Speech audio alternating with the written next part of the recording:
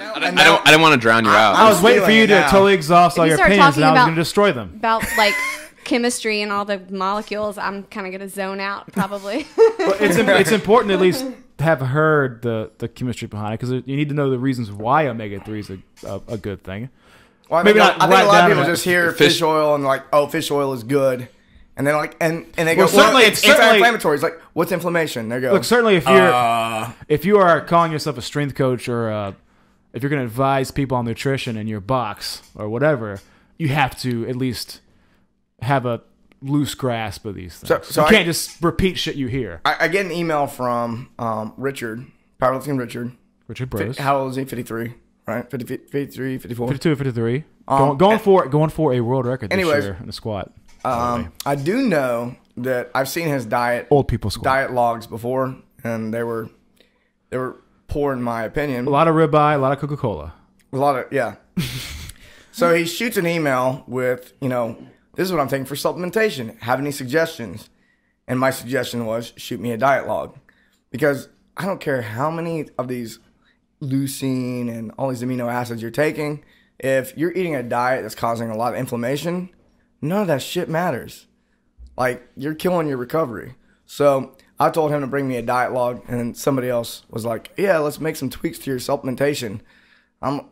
The longer I do, I study some nutrition stuff, the more I'm like, it's much better off, than getting all these weird supplements. You're much better off just eating a super good diet. You're going to get way more bang for your buck, and you get health on top of that. Same goes for training. Until you master the simplest things you can do with a barbell, don't even think about doing fancy things with barbells. Right. It's kind of like people who are putting chains and bands in their barbells, and they've had like less than 2 years of training.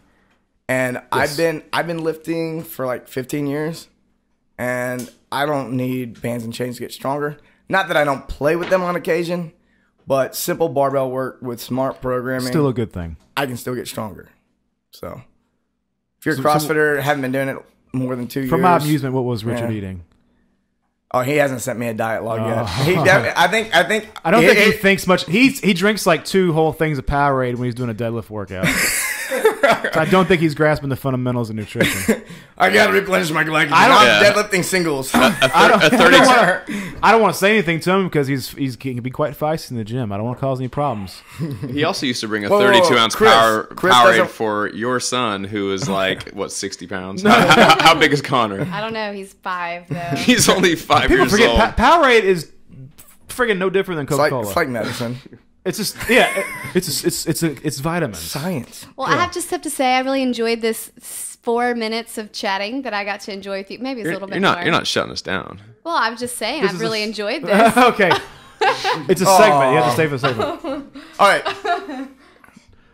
Well, I was saying you can't leave like 2 minutes before the show's over. I think Gatorade is cutting it off. No. I think Gatorade has actually changed now. I think they don't. James is a freaking Nazi. I'll tell you what. Every freaking time I'm trying to do a show, and he wants us to just let's cut it off. I'm like, dude, we gotta at least we're talking about some good finish stuff our here. Points we were saying. I'm really sorry for totally screwing that up. Let me say something about Gatorade just to balance it out. I want to hear it. Well, kids shouldn't be drinking. Mad at you. Kids probably should never be drinking Gatorade. I don't think they have any.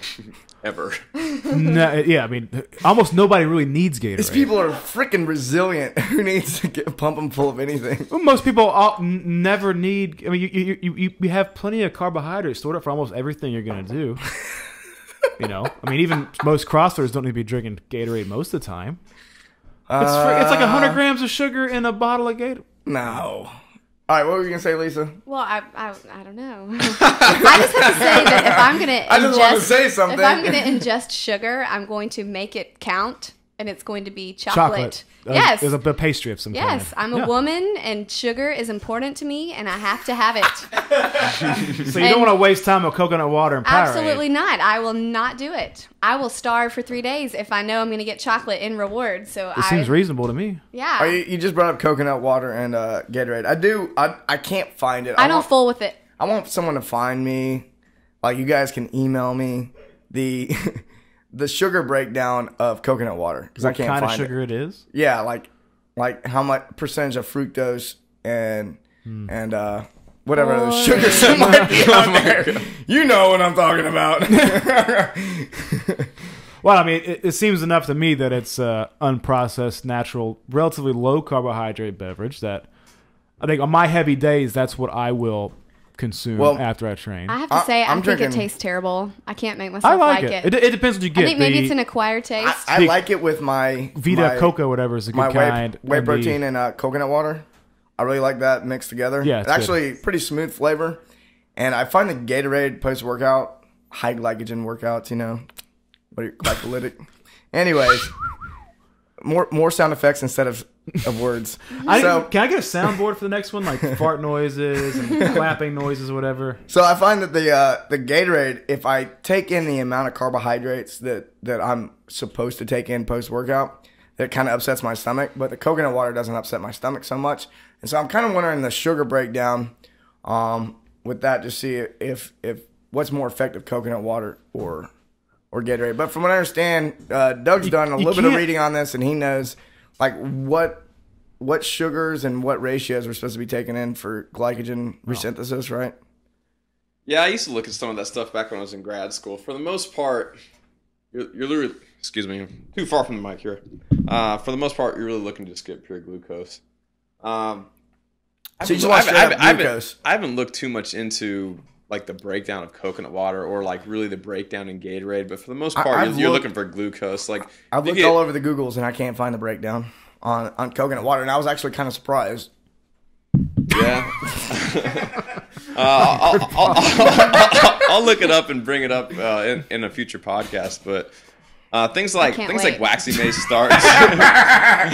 Lisa is just she's sweating with anticipation to hear about the sugar breakdown of coconut water.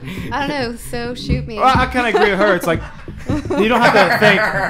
You don't have to think so much about everything, right? I mean, that's what I love about Doug, though. He knows all the things I really don't know. We'll let him do the thinking about. for us when it comes to these things. My attitude is like, well, fuck, it's coconut. It's all sealed up in a nice little natural package. You drink it. You drink a natural package. You drink this 8 ounces of it. You get a little carb. You get a little potassium. That all sounds great. Fuck it. I move on with my life.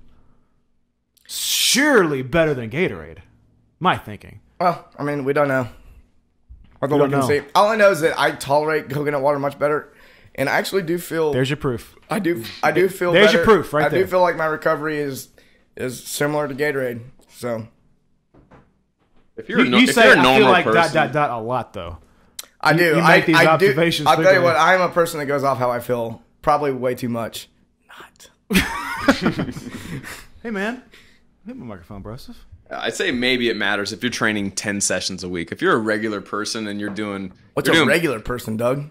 If you're a power lifter. If you're fat like the powerlifters. No, if you're a powerlifter and you don't do any metabolic training, you train 4 days a week, it doesn't matter. It doesn't matter at all if you're taking Gatorade or coconut water. What he's talking about metabolic training, he's talking about training that actually you're using glycogen for fuel. So if your lungs are on fire and your muscles are burning, you're using glycogen for fuel, which is just sugar in your muscles. Compared to Richard, I am fucking Lance Armstrong. I actually do a little bit of conditioning.